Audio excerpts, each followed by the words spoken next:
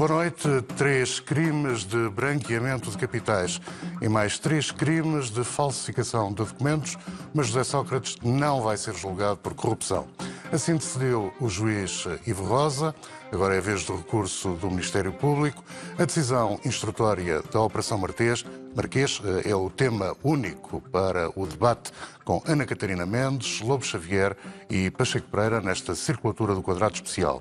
E começo por perguntar a Pacheco Pereira se hoje sentiu que a justiça funciona em Portugal. Quer dizer, o que aconteceu hoje não me surpreendeu, mas eu não tenho nenhuma competência jurídica especial para estar a discutir os pormenores da decisão. Não tenho nenhuma e, portanto, não me meto aí. Mas tenho um julgamento sobre José Sócrates, que, aliás, já exprimi aqui, que é uma convicção de culpabilidade que não significa necessariamente os crimes específicos, mas uma convicção de culpabilidade que tenho há muito tempo. E tenho não só pela análise das coisas que conheço, mas também por coisas de que tenho experiência direta, não são abstrações. E portanto, não me pronunciando sobre as minudências jurídicas, a primeira coisa é que Sócrates é um mentiroso com Tomás. Eu digo isto mesmo assim diretamente. Mas é daquelas pessoas, eu conheci já uma ou duas na vida, que parecem não distinguir entre a mentira e a verdade. E parecem convencidos da mentira. E eu digo isto com toda a vontade, porque assisti diretamente a mentiras, coisas... Quando foi do processo e do inquérito parlamentar na Assembleia, em que eu tive um papel, fui eu que o sugeri, e depois, para proteger o Sócrates, tiraram-me de responsável da respectiva comissão de inquérito, mas tive ocasião de ver algumas das pessoas envolvidas neste processo falar. E a começar pelo engenheiro Sócrates, mas neste caso também outras pessoas deste processo. E falarem mentindo. Ou seja, eu tinha acabado de ouvir, aliás, com autorização judicial, o que eles tinham dito em telefonemas. E eu não estou a discutir se os telefonemas se servem de prova, não estou a discutir nenhum aspecto jurídico, é apenas uma impressão pessoal e subjetiva. Tinha-os ouvido falar e dizer umas coisas, e quando tiveram que fazer declarações, dizerem outras coisas completamente diferentes, mesmo sobre factos. Eu falei com não sei o quê. Não, eu nunca falei, quer dizer, eu tinha acabado de os ouvir falar, não é? E por aí adiante, em relação a muitos outros aspectos da biografia e de José Sócrates, e de facto esta componente, aliás, verificou-se hoje. O que ele disse sobre a sua vitória, entre aspas, é pura mentira. Praticamente tudo aquilo é mentira. Ou seja, o José Pacheco Pereira é que eu tenho mais coisas para dizer. Pois, mas a propósito disso, acha que José Sócrates não ganhou hoje? É o que está a dizer. Quer dizer, não queria que... Isto não é um problema de futebol, não é? Não é um problema de vitórias e derrotas. Primeiro, eu sei que o homem é um mentiroso com Tomás. Primeiro ponto. Segundo ponto, não é sério. Eu também faço essa afirmação por coisas que tive ocasião de observar diretamente. E também coisas, não preciso do processo, que o próprio Sócrates admitiu que fazia. Quer dizer, um homem, por exemplo, que foi primeiro-ministro e que maneja dinheiro vivo, com o argumento de não tem confiança nos bancos, correspondente a declarações que ele fez, um homem que esconde alguns dos seus bens em casa do pessoal que tinha. Quer dizer, eu não posso não deixar de fazer... Eu não sei se isto é crime ou não, insisto, não estou a fazer nenhuma apreciação de caráter jurídico, mas para mim não é um comportamento de uma pessoa séria. A decisão de hoje não espelha... Carlos, não é o retrato desse José Sócrates? Eu não vou discutir a decisão, a não ser num aspecto mais à frente, em que eu também posso ter um julgamento. Eu não sou jurista, há aqui juristas, praticamente todos são juristas, menos eu, e portanto eu não quero entrar nesse tipo de discussão jurídica. Eu faço um julgamento sobre o homem, na base de coisas a que assisti, que vi, e sobre o qual tenho uma opinião. homem que vive de empréstimos ou de cedências de dinheiro de um amigo. Eu uma vez fiz uma pergunta que é uma pergunta assim, não direi que é obscena, mas é quase obscena, que eles amavam-se para justificar este tipo de comportamento. Quer dizer, qual é a razão? Eu falo assim diretamente porque, de facto, esta decisão não me surpreende, mas, de facto, eu acho que se nós aceitamos... Não, já vou concluir, tenha calma, Carlos. Porque eu estou a dizer coisas que implicam um mínimo de justificação, porque, apesar de tudo, são coisas que envolvem o caráter de terceiros, que eu não gosto de fazer julgamentos de caráter, a não ser que eu próprio tenha tido essa experiência direta e tenha um julgamento, se quiser, intelectual, sobre o que é que significa um homem que vive com dinheiro vivo e que usa o motorista e usa os empregados para esconder os bens e que acha que faz isso com a maior das naturalidades porque não confia nos bancos e que, ao ser primeiro-ministro, sabe perfeitamente qual é o significado desses comportamentos. E há muitos casos deste género, desde as marquises, há coisa sobre a profissão na Assembleia. Que sabem que na Assembleia a minha convicção sobre que o homem não era sério vem da circunstância de saber que em todas as declarações que os deputados preenchem, indicando os seus dados biográficos, que depois dão origem a um documento da Assembleia, há uma única que está rasurada, a dele, por causa daquela questão do engenheiro, e há uma única de que só há fotocópia. Quer dizer... Bom...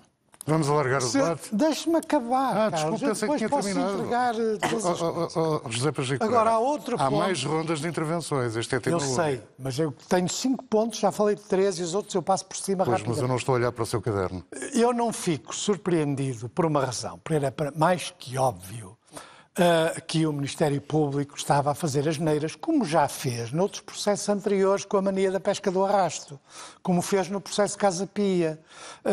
E o que acontece é que quando se colam a um sentimento populista que alimentam através das fugas de informação, e isso é uma coisa que eu também posso fazer julgamento, porque acho escandaloso que haja sucessivas fugas de informação de documentos que são conhecidos por muito pouca gente e que servem, no fundo, as ideias da acusação, eu acho isso também inaceitável. E, por último, eu acho que há certas coisas em que Sócrates, sendo isto tudo, na minha opinião, tem razão.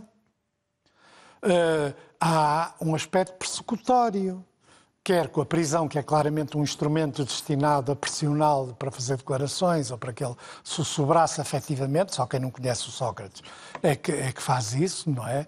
E pensa que tem resultados fazendo isso, mas de facto excessivo.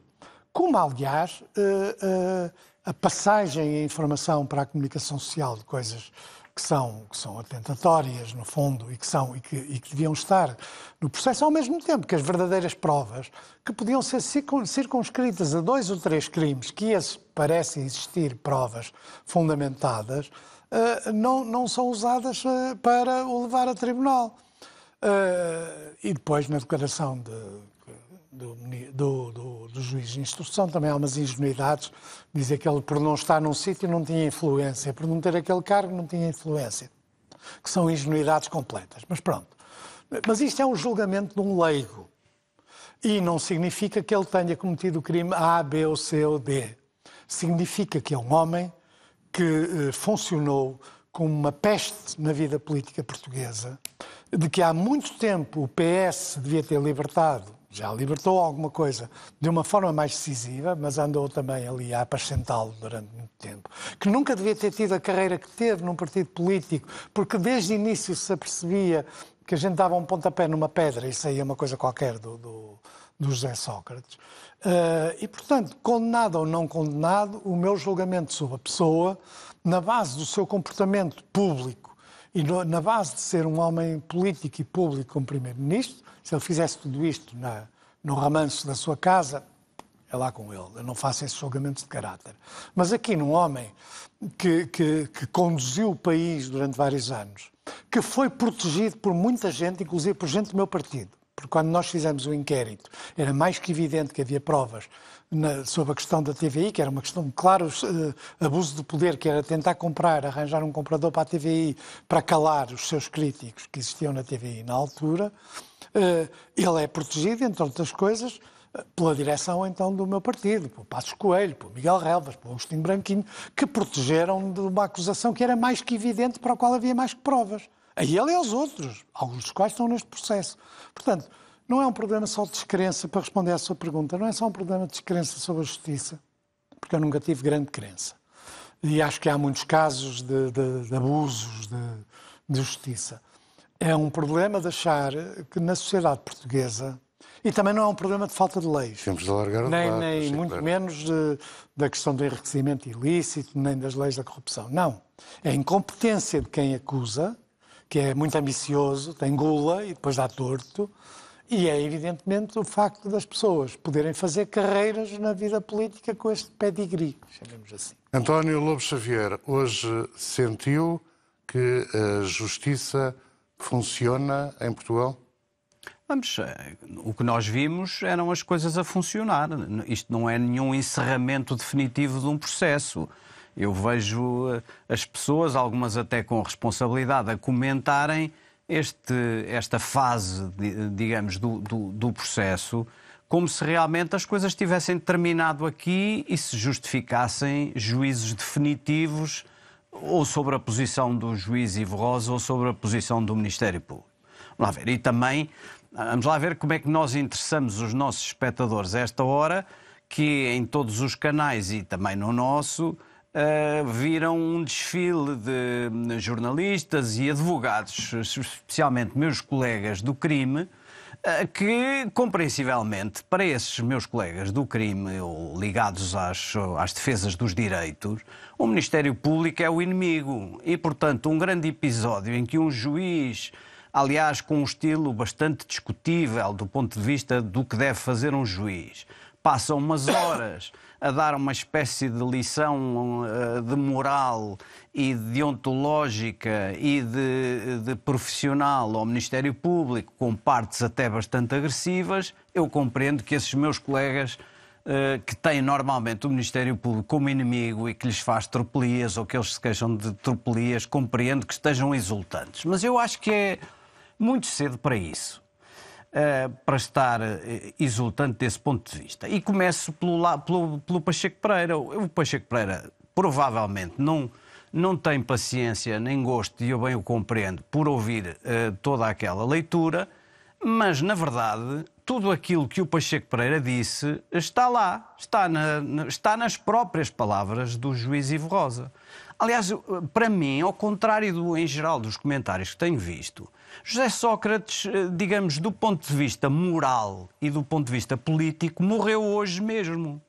E morreu hoje mesmo. Isto dito por mim, que estava justamente a advertir as pessoas de que esta fase não é definitiva, mas morreu hoje mesmo, porque nem sequer o juiz Ivo Rosa, que é conhecido por ser muito zeloso das garantias e muito cuidadoso e observador da prova, nem mesmo Ivo Rosa o conseguiu inocentar. Repare, o José Sócrates é acusado de crimes graves, aos quais correspondem molduras penais graves, ou é pronunciado, se quiserem.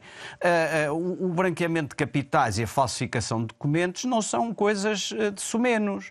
Em segundo lugar, o juiz Ivo Rosa, durante a sua leitura longuíssima, disse várias coisas que são juízos morais drásticos dos mais severos que eu vi fazer alguma vez sobre um político.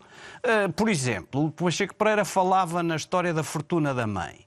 O juiz Ivo Rosa disse que isso era tudo falso e impossível de acreditar.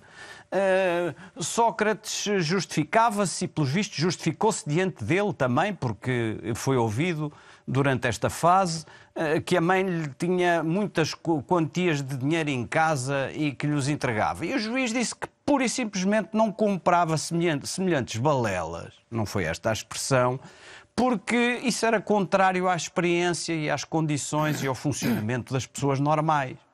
Mas disse mais.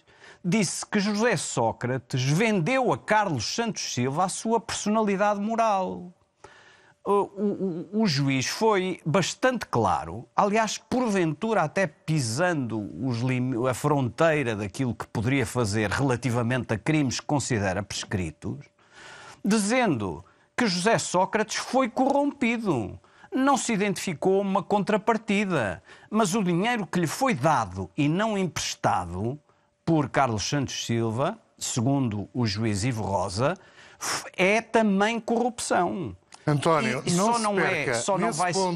Nesse ponto, pergunto eu, acha que Ivo Rosa quis dar uma lição de direito ao Ministério Público, isto é, explicando qual era o caminho das pedras para uma acusação por corrupção, sem haver uma associação a atos concretos de corrupção, refugiando-se num artigo?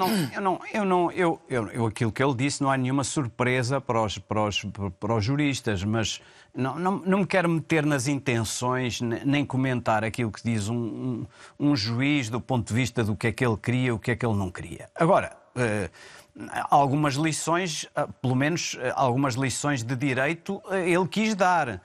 Por exemplo, há crimes que o juiz considera prescritos. Em muitos casos, é preciso ver a partir de que momento se começa a contar o prazo ou até os momentos de interrupção do prazo da prescrição. Essa matéria não é uma matéria completamente limpa ou sempre límpida e completamente arrumada. Essa matéria vai merecer discussão. Mas, portanto, o que me interessa para este facto é que, tendo sido revisitada pelo juiz Ivo Rosa, conhecido defensor, conhecido adversário neste plano profissional, se quiserem, do Ministério Público, crítico e negativo relativamente a facilitismos e muito zeloso e conhecido como muito zeloso protetor dos direitos dos arguidos. Nem sequer este juiz foi capaz de inocentar Sócrates. Quando eu vejo Sócrates aparentemente feliz no fim daquilo, dizendo que as mentiras foram todas desmontadas, essa era mais uma mentira. Porque as mentiras não foram nada todas desmontadas. As mentiras foram até mostradas. Sócrates foi tratado em vários momentos daquela leitura como um mentiroso e foi tratado como um corrupto. Porque foi isso mesmo, foram essas mesmas as palavras utilizadas e há uma technicality que não é technicality assim tão pequena, porque existe justamente para dar segurança e estabilidade às pessoas e aos indivíduos, mas o Sócrates corrupto não é perseguido porque houve prescrição. E, portanto, quando Sócrates se ri, eu pergunto-me, ri-se de quê? Porque, de facto, não foi possível provar. O juiz Ivo Rosa não ficou satisfeito com o modo como o Ministério Público partia de certos factos para tirar algumas conclusões, achou que não era possível partir de certos factos para certas conclusões e disse e tomou e verificou em alguns casos que, do seu ponto de vista, há prescrição. Não sei o que o Ministério Público... O que está a acontecer é que falam jornalistas, falam comentadores, falam advogados, mas o Ministério falou o juiz Ivo Rosa toda a tarde, mas o Ministério Público não pode falar. Esperemos para ver. Realmente aquilo que foi dito sobre o Ministério Público é grave e preocupante, mas esperemos ainda para ver. Mas eu vi nas palavras, há momentos da leitura do despacho pelo juiz Ivo Rosa que também me suscitaram algumas inquietações. Porque, em alguns casos, me pareceu que havia ingenuidade. Reparem, em vários momentos o juiz Ivo Rosa diz assim: fui investigar se uma determinada adjudicação de uma obra teria sido feita com influência do então Primeiro-Ministro José Sócrates. E, basicamente, os depoimentos do chefe de gabinete, do presidente do júri do concurso e do Ministro das Obras Públicas, muito envolvidos no tema, levaram-me à conclusão de que, de facto, não tinha havido nenhuma intervenção, nem nenhuma pressão. Convenhamos, quer dizer, se isto é assim, é uma fragilidade do mesmo tipo daquelas que se queixa do Ministério Público. Mas vi mais, gostava até de tratar de uma delas, porque eu Eu acho que o leque de crimes não vai ficar, de que Sócrates vai ser acusado, não vai ficar por aqui. Porque, repare, o juiz, por exemplo, diz com uma simplicidade também bastante ingênua, embora obviamente tenha trabalhado e seja um profissional sério, diz: não vou considerar os crimes de fraude fiscal porque, sabendo que recebeu dinheiro de Carlos Santos Silva no valor de 1.700.000 euros, o que havia de fazer José Sócrates? Ir pegar na declaração do IRS, mas pôr o dinheiro em que categoria? Ora, com franqueza, peço desculpa de puxar a brasa para a minha sardinha. O direito fiscal, justamente, em vários pontos da lei, e leis estruturantes e gerais, diz claramente que as atividades ilícitas dão lugar à tributação. Portanto, não é pelo facto do dinheiro que Sócrates recebeu provir de uma atividade ilícita, corrupção, que ele fica ilibado de não fazer a declaração. E eu percebo que o juiz, quando consulta o código do IRS, não veja lá uma categoria C, corrupção, porque não está lá, obviamente, mas a mim parece-me óbvio que se alguém recebe uma liberalidade por conta ou na condição ou na esperança simplesmente de que haja favores futuros, pelo menos devia declarar imposto de selo, e ao não ter declarado o imposto de selo, obviamente a mim parece-me que há espaço para indagarmos se há ou não fraude fiscal qualificada com aqueles montantes. Portanto, eu acho que há imensos...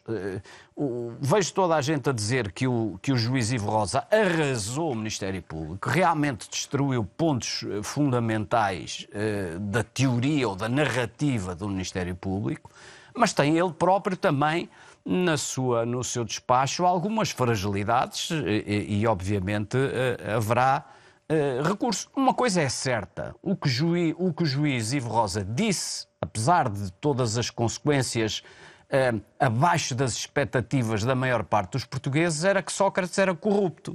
E era que Sócrates tinha dado justificações mentirosas para a sua vida e para o seu dinheiro. Do ponto de vista político, isto parece-me que é decisivo para comprometer a figura de Sócrates como uma pessoa moralmente respeitável e um político que ainda pode ter futuro e carreira.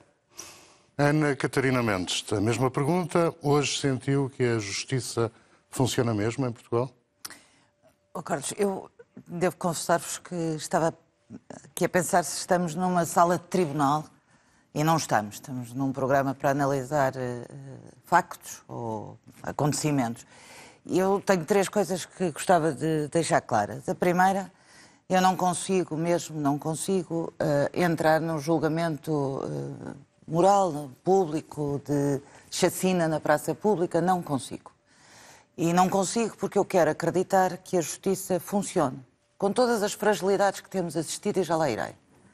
Mas quero acreditar que a justiça funcione. E, portanto, eu não consigo entrar numa coisa de percepção, de suspeição, de julgar os atos. Não faço isso, não contribuo para esse espetáculo, não quero contribuir. O que assisti esta tarde, enquanto era lida... hoje, enquanto Ivo Rosa fazia a leitura, eram as redes sociais enxameadas tipo claque de futebol a ver quem é que tinha a vitória. E esta é a segunda coisa que eu quero dizer, é que esta é uma fase do processo. É uma fase do processo. O processo está longe de estar concluído, com os anúncios de recursos, com tudo mais. E, portanto, não se pode dizer aqui que A ganhou e B perdeu. Não é essa a questão que está em cima da mesa. Há, porém, e é o meu terceiro ponto, uma coisa que me deixa absolutamente inquieta, que é pensar que, com base naquilo que nós assistimos nos últimos anos, nos jornais, nas redes sociais, nos ataques, nos comentários, em tudo, foi feito um julgamento popular. E está feito o julgamento popular, foi feito agora também. Nenhum de nós conhece o processo na sua essência, nenhum de nós conhece as 6.000 páginas. Ouvimos hoje uma síntese do que estará em causa. Nenhum de nós seguramente leu a acusação, Eu não a li, portanto estou à vontade para o dizer, mas há uma coisa que me inquieta muito, que é pensar que durante todo este tempo, com meios, com uma vontade, depois do espetáculo mediático de uma prisão de um ex-primeiro-ministro à saída do aeroporto, quer dizer, eu pergunto-me se a Justiça vier a dizer que aquilo que hoje Ivo Rosa leu, da sua análise à acusação, que há falta de prova, que a acusação é inócua, que é fantasiosa, que é especulativa, eu acho que isto nos convoca um problema muito grave, que, mais uma vez, como não entro na generalização, não acho que seja um problema de todo o Ministério Público.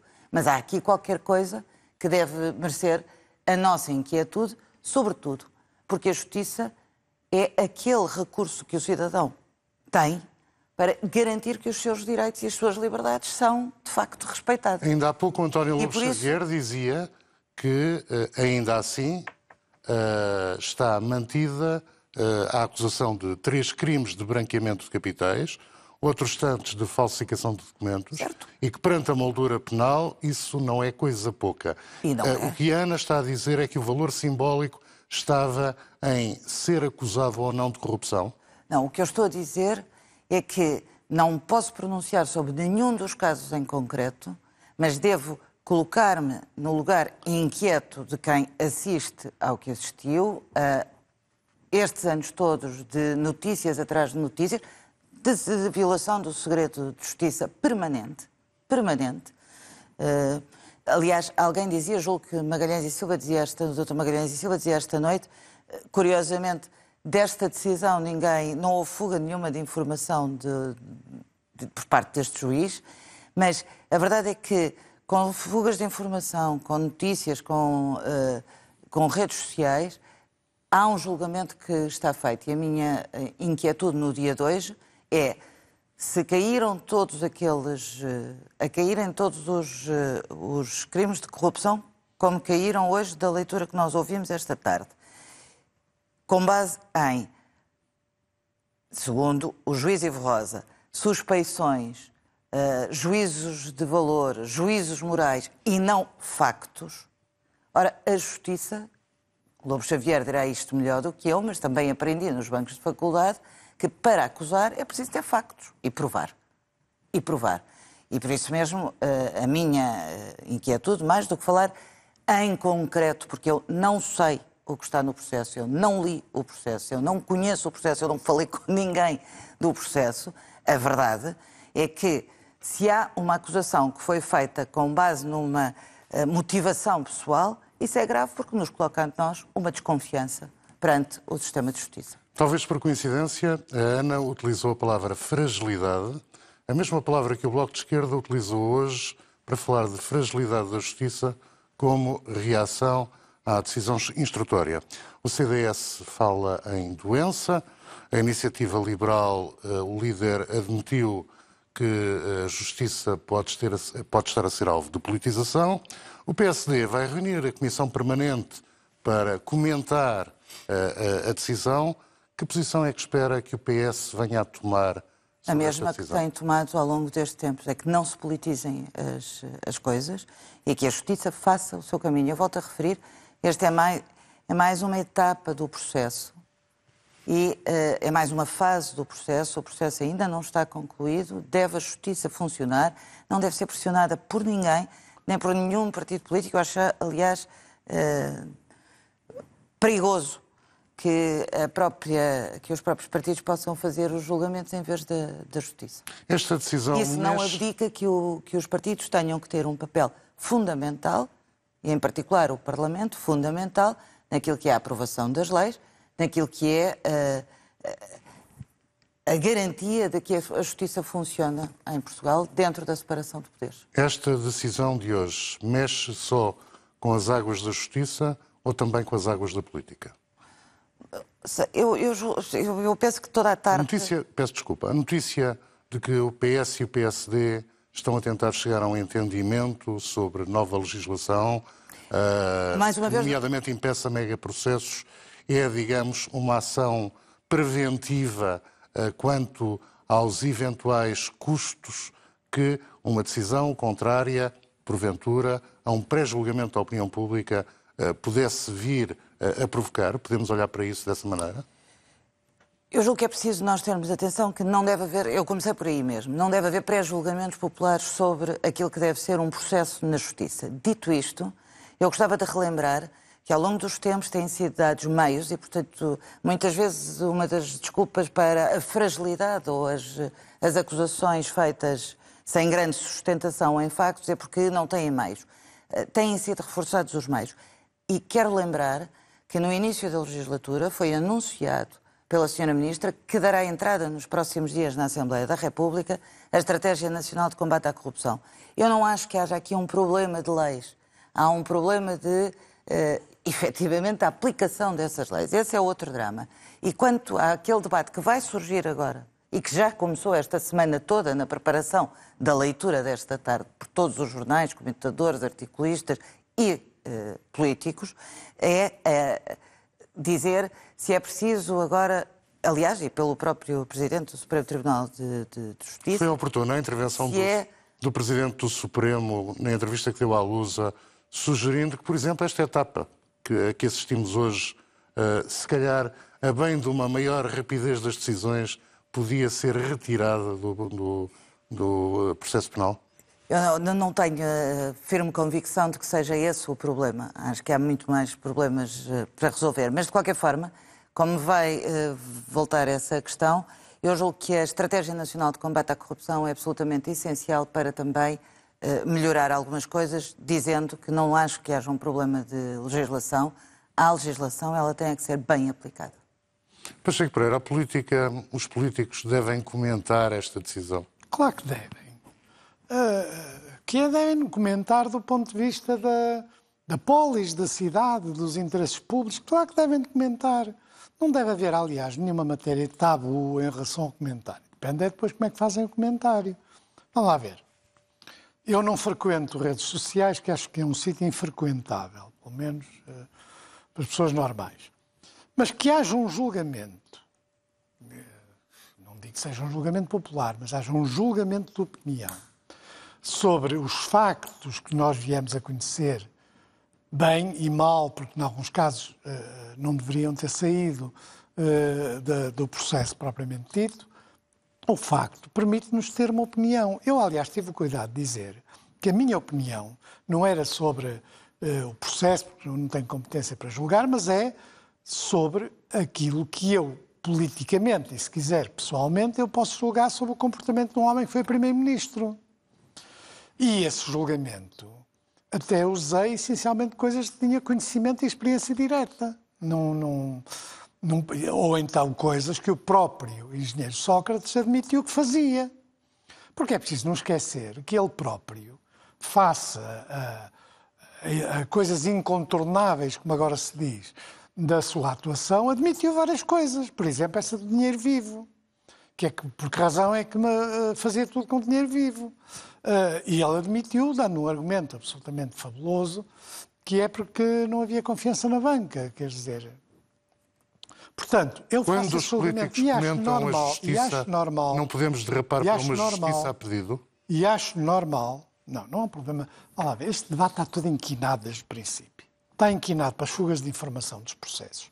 Está inquinado pela obsessão justiceira do Ministério Público, que muitas vezes dá torto, como aliás se verifica.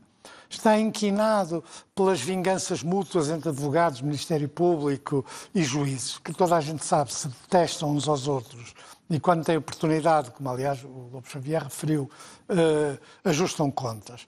Está inquinado por uma comunicação social que é muitas vezes pouco mais que tabloide e, portanto, não pondera os factos sobre os quais dá notícia. E está inquinado, e tudo isto é típico de um país de terceiro mundo. Portanto, a gente tem muita dificuldade em discutir a sério uma justiça impoluta e existente no quinto céu, que é o que não existe em Portugal. Mas, neste caso, nós temos factos objetivos. Estamos a falar de um homem que fez uma carreira política, desde a sua terra até primeiro-ministro, que em toda a sua carreira política somou pequenos casos. Não estou a discutir se eles... pequenos casos que ele não nega, em muitos casos, que ele nunca negou. Não estou a discutir se são crimes desta natureza ou daquela natureza, isso os juristas que façam. Mas fê-lo. Que eu próprio, principalmente naquela comissão, que foi a que eu dei como exemplo, porque já pouca coisa me choca. Mas ouvir uma pessoa dizer que não fez uma determinada coisa, que tendo eu acabado de ver uma prova de que o fez, e o dizer com maiores à vontade,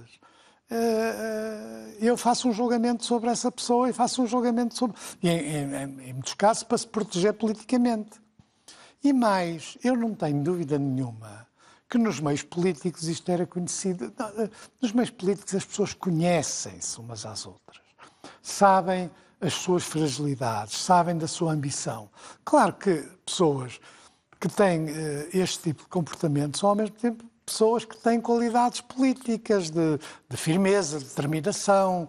Eu conheço outro caso que, embora não seja semelhante, que é o caso do Duarte Lima, tem igualmente casos deste género. São pessoas com muita firmeza, com muita determinação e que têm esta característica de não distinguir entre a verdade e a mentira e serem ambiciosos. E, portanto, ou ambiciosos por dinheiro ou ambiciosos por poder, que por sua vez também dá dinheiro para poder vestir bem e andar pelos luxos do mundo. E isso foi à nossa frente. E uma coisa estou certo, não é preciso nenhuma lei sobre enriquecimento ilícito, que aliás, do meu ponto de vista, viola os preceitos constitucionais, pelo menos as versões que foram feitas até agora e que eu sempre combati. Mas, por exemplo, os políticos são obrigados a fazer uma declaração. Como é que a declaração de José Sócrates correspondia aos rendimentos que ele efetivamente tinha ou ao dinheiro que lhe é emprestado? Se houver um empréstimo de um banco, é suposto que as pessoas declarem nessa Não é suposto, é obrigatório. É obrigatório. É obrigatório declarar. É obrigatório. Quer dizer, eu tenho um amigo que me empresta, a quantia que por aí circula é 1.700.000 euros. Eu não acho que isso deva vir em nenhum papel, não deve haver nenhuma declaração.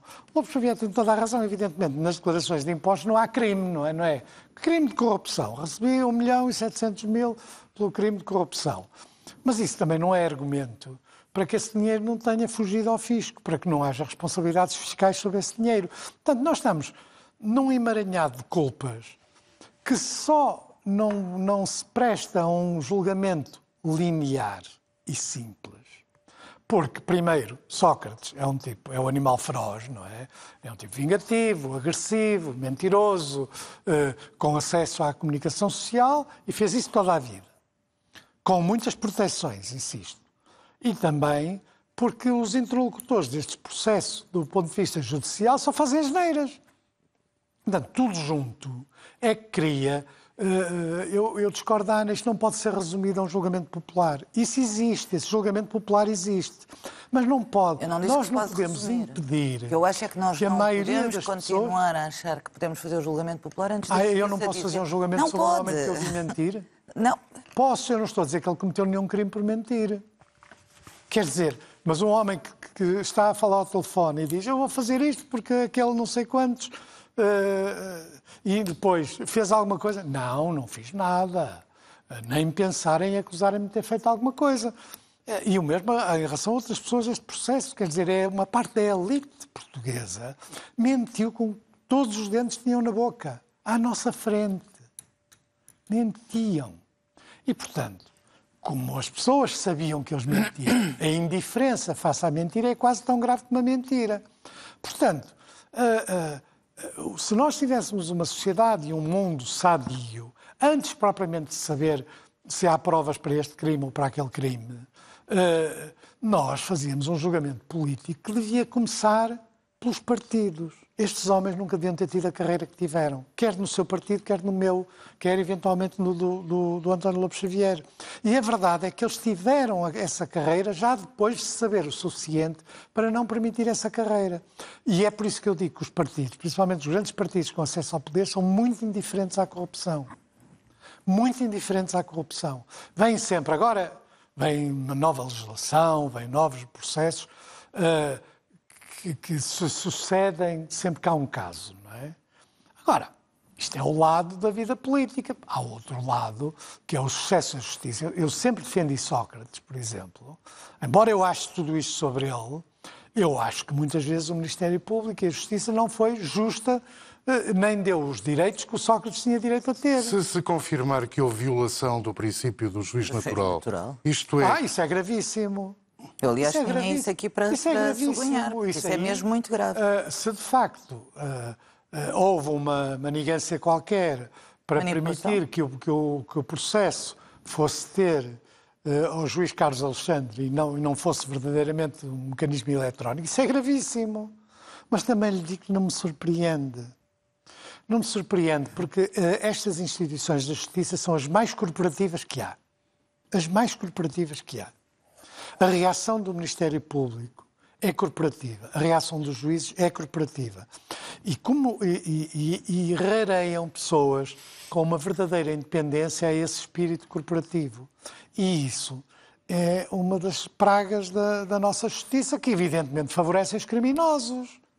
Porque não há vitória nenhuma, mas, do ponto de vista público, ele aparece com a mesma ligeireza com que pode ter sido acusado, ele aparece com a mesma ligeireza inocentado, quando isso não tem razão de ser. António Lobo Xavier, a violação do princípio do juiz natural, a eventual violação, como sabe hoje, o juiz Ivo Rosa anunciou que queria que fosse extraída a certidão para que a Procuradoria-Geral da República investigasse a conclusão a que ele, Ivo Rosa, chegou, isto é, que houve violação desse princípio que devia ser de atribuição aleatória a juízes e que teria sido precluído.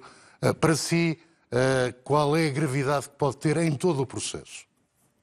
Não, pelo visto, o próprio juiz Ivo Rosa partiu do princípio que provavelmente não inquinava o processo. Mas se vier a verificar isso, é uma coisa gravíssima.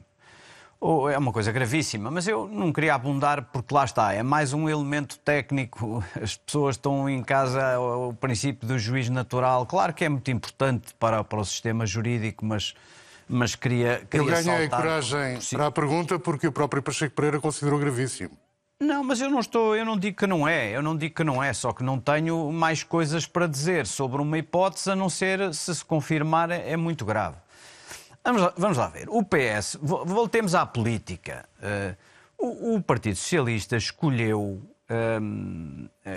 uma forma de se separar dos danos deste processo, que foi de dizer que é preciso separar pela justiça, à justiça o que é da justiça, à política o que é da política, conhece-se a intervenção de António Costa e que tem autoridade moral na matéria, é preciso reconhecer isso, e portanto o PS, a forma de tratar estas coisas é realmente não discutir as fases, nem começar já antecipadamente a dizer que alguém ganhou, e portanto eu percebo a Ana Catarina, percebo perfeitamente. Mas atenção,